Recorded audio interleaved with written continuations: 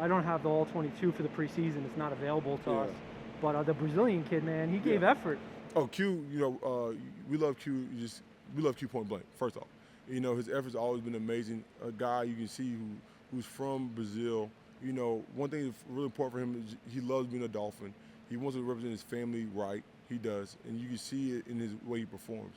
Anything we ask him to do, he just goes full go at it, and it's really important to him. Once again, like I joke with my guys at times that I can talk fast, and I say me and Q kind of talk alike because I was like, at times I can barely speak English, but he had to learn the language and learn football, and so he's always given a great effort, even last year.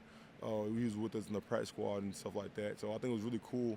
You saw him out there on the field, and he was just so excited to finally get a chance to put on a Dolphin, represent the Dolphins and his family. So I thought it was awesome. When I go to sleep at night, I put my head on the pillow, and I try not to have too much in my head, but I usually think, man, did I write a good story today? Yeah. Did I find a good story today? Right. Did I write it as good as I could have? Yeah. When you put your head on the pillow and go to sleep at night, what's on your brain? How do you know if you feel like you had a good day?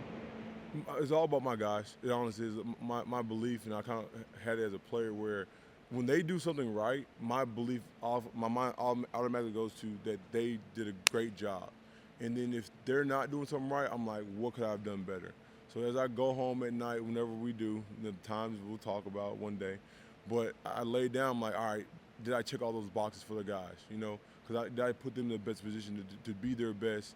What thing might be in my mind that might motivate them or help them not only on the field, but off the field. Because when you have people in positions that will actually work for you and try to understand you and learn about you off the field, and it's not just about football, I think it means a lot. So, I give guys things about habits and things like that to carry on. And we even talk about money management, being a former player, stuff like that, things that I learned later on in terms of I wasn't a big spender, but tell them, like, just because you save money, you put it in the bank, you don't touch it, doesn't mean you make your money work for you.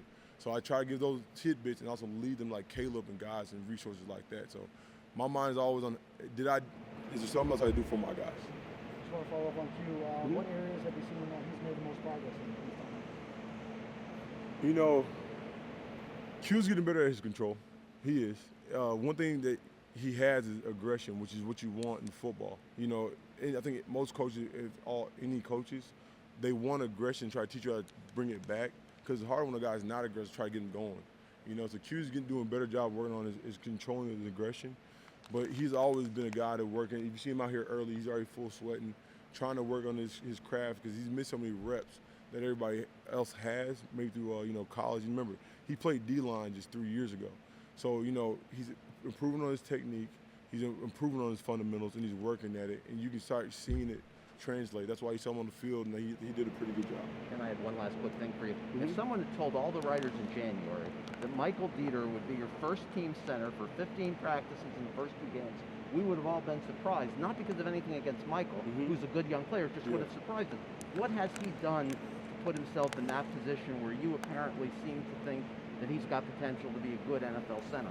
Yeah, that's a little bit earlier. Like, Dieter has worked really hard, and he cares a lot. And, he's had the opportunity to keep going with the first group. Now, by all means, we are the Dolphins, so we keep things in-house, and the reason why we do things, because I'll tell you right now, Matt's done a great job as well. I think we've seen the things he did in Baltimore, and the big thing you kind of heard was, some snap issues, whatever. He's had few, if any, like most centers. I've had days where like a baseball or a golf swing, I've been off.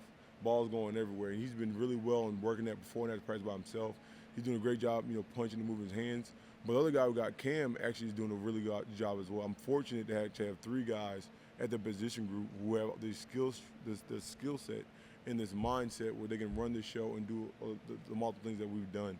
But Dieter has done a great job. Like I said, we had Dieter at the Senior Bowl, and so I had a previous connection with him already in terms of knowing him, and I have my own little questionnaires I give the guys. So I think Dieter's done a good job.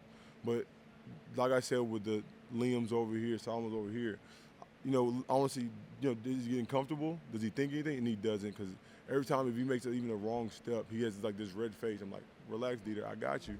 Let's get better, okay? But he understands, like, we've never said, hey, you're the guy. You've just been the guy. But there's a reason why the Dolphins do what we do, and, we'll keep that in-house.